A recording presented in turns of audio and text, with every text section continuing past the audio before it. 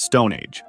The Stone Age is divided into three periods: the Paleolithic, the Mesolithic, and the Neolithic. The Paleolithic is the oldest and longest one out of the three, and it's the first one to have seen the Homo habilis, the first true human species. The Homo habilis were able to craft primitive tools such as chipped stones with a sharp edge, and they were also able to build basic shelters. After the Homo habilis, the Homo erectus appeared, which was the first one to learn to control fire for cooking and defense against large beasts in the cold. Homo erectus was able to walk from Africa into Europe and Asia, making it the first intercontinental human species. He also improved his tool crafting skills, making him able to hunt larger beasts using spears. He often used animals' fur to protect himself from the cold, and he started building huts. After Homo erectus, the Neanderthals appeared, which were the most commonly found extinct human species. They were the first ones to make tools out of bones instead of stones, and they started wearing clothes and making ornaments. They even buried the dead with flowers. Even though they were very advanced, they went extinct, and they were replaced by modern humans, the Homo sapiens. The Homo sapiens is the only remaining human species, as all of the other ones went extinct. So you and I are Homo sapiens. The Paleolithic people formed tribes and used shelters just for the night, since they were still nomadic.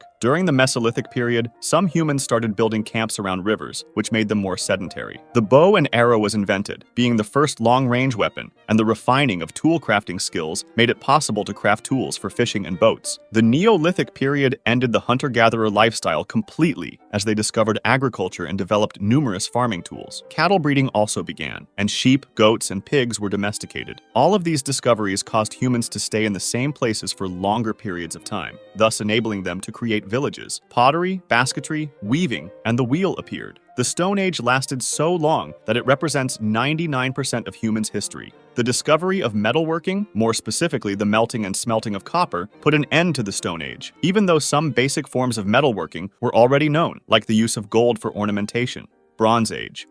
When people noticed that putting copper on fire made it softer and easier to shape, they started using it, since it was a more durable material. But copper was too soft to be used as a weapon until they discovered that adding other stuff like arsenic or zinc created bronze, a much harder metal. Bronze enabled humans to create the first swords, helmets, armors, and shields. Farming was also much quicker and more efficient, thanks to bronze sickles and irrigation. Food was much easier to produce, which made the population grow and cities expand, becoming more and more complex. Big, majestic buildings, such as the ziggurats, the pyramids, and multiple temples were made in the Bronze Age. Bronze also made it possible to upgrade ships, which enabled humans to trade. The first forms of writing developed in Mesopotamia and Egypt. After all of these positive discoveries, though, the Bronze Age ended with a societal collapse, where many large civilizations disappeared off the face of the earth almost instantaneously, and many technological inventions were lost. The most acclaimed theories suggest that these civilizations may have been wiped off by volcanic eruptions, droughts, disease, invasions, and earthquakes.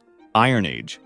After the Bronze Age collapse, humans discovered that they could also smelt iron, even though they already knew this material thanks to meteoric iron, which didn't require smelting and was more rare and valuable than gold. The initial forms of iron smelting didn't provide any advantage if compared with bronze smelting, but since iron was much less rare, they could mass-produce tools and weapons. During this age, a lot of construction and farming tools were discovered, such as forks and sewing needles. Coins became a widespread currency for trade, and the famous Great Silk Road trade route was created. The Iron Age was the last age of prehistory. Classical Antiquity. The first period of classical antiquity, called the Archaic period, is the first one in which we start to have historic written books. The first one is considered to have been made by Herodotus, who is known as the father of history. In the western part of the world, the Greeks and Romans laid the foundation for what would become known as Western civilization, while the eastern part had the first Chinese imperial dynasty. The moral and philosophical foundations of today's Western and Eastern world belong to this period, as Greek philosophers such as Socrates, Plato, and Aristotle lived in it. The Bible, the Hindu scriptures, and the writings of Confucius also belong to this era. Art played a huge role, as classical art pieces are still considered to be some of the best ones in history and have inspired future artistic currents. The ancient Greeks experimented with the first democracy, and there was evidence of the first truly scientific thinking. The father of medicine, Hippocrates, also lived in ancient Greece. A lot of the most famous leaders ruled in this period, such as Alexander the Great and Julius Caesar. Classical antiquity ended with the fall of the Western Roman Empire. Middle Ages.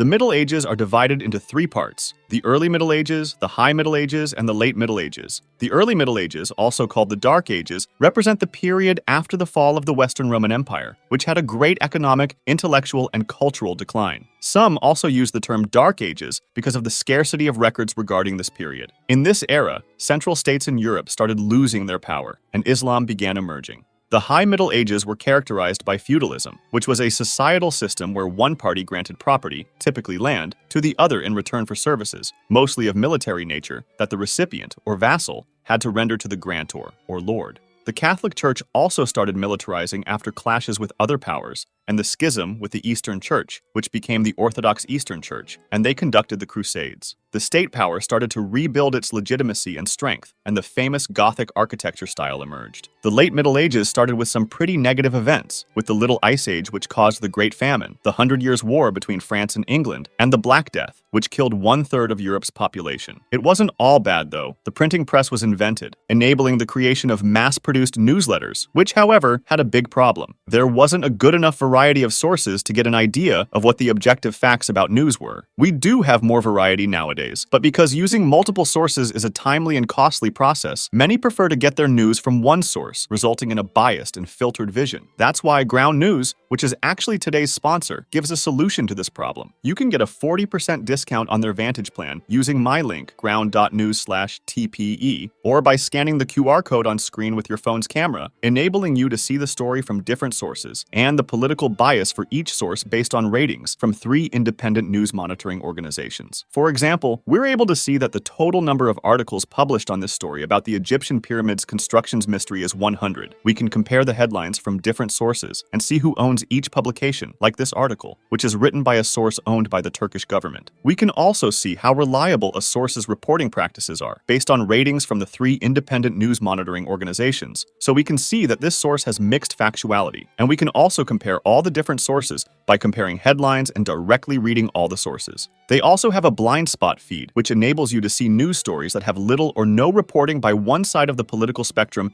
that you might have missed, and the My News Bias page, which lets you get insight into your reading habits to see where you're getting your news from, and if you have blind spots. I really think what they're doing is important, and I encourage you to check them out. If you go to ground.news/TPE, you'll get 40% off of their Vantage plan, which includes unlimited access to every feature. Your subscription will not only help this channel, you'll also be supporting an independent platform working to make the media landscape more transparent. Thanks again, Ground News, for sponsoring today's video.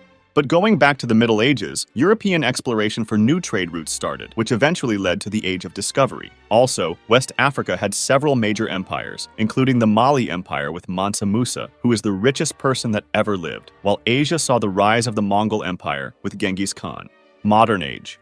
The early period of the modern age was characterized by the most important cultural and scientific changes, such as humanism, which is the philosophical focus on humans, their agency, and their potential. The Renaissance started flourishing, with the goal of reviving classical antiquity's values and surpassing its achievements. The Renaissance, especially the Italian Renaissance, is arguably the period with the most famous and impactful artists, scientists, and philosophers in history, with figures like Da Vinci, Michelangelo, Machiavelli, Donatello, Botticelli, Galileo Galilei, Shakespeare, Caravaggio, Christopher Columbus, etc. After the Renaissance, Protestantism started with Martin Luther and his 95 Theses. The scientific revolution also happened, where the basis for modern science has been laid thanks to the works of figures like Isaac Newton, Copernicus, and Descartes. After the scientific revolution, the Age of Enlightenment came, which was an intellectual and philosophical movement that featured a range of social ideas centered on the value of knowledge learned by way of rationalism and political ideals, such as natural law, liberty and progress, tolerance and fraternity, constitutional government, and the formal separation of church and state. The early modern age also saw the Age of Discovery, where the Europeans, mainly the Spanish and Portuguese, started trying to find new trade routes, ending up with the discovery of the Americas and its subsequent colonization. We had the first industrial revolution, which was a period of global transition of the human economy towards more widespread, efficient, and stable manufacturing processes thanks to the use of automated machines and the spread of steam and water power. Inspired by the American American Revolution and the French Revolution, the Age of Revolution started, which is a period where most of the nations revolted and passed from absolutist monarchies to representative governments with a constitution. A second industrial revolution happened, since previously there was a slowdown in important innovations. This time we discovered things like standardization, mass production, telegraph and railroad networks, gas and water supply, sewage systems, which had earlier been limited to a few select cities, electrical power, and telephones. After that, the two world wars happened, and we entered the information age, which some refer to as the Third Industrial Revolution, with the computer, internet, artificial intelligence, robots, etc. The period after World War II is called contemporary history,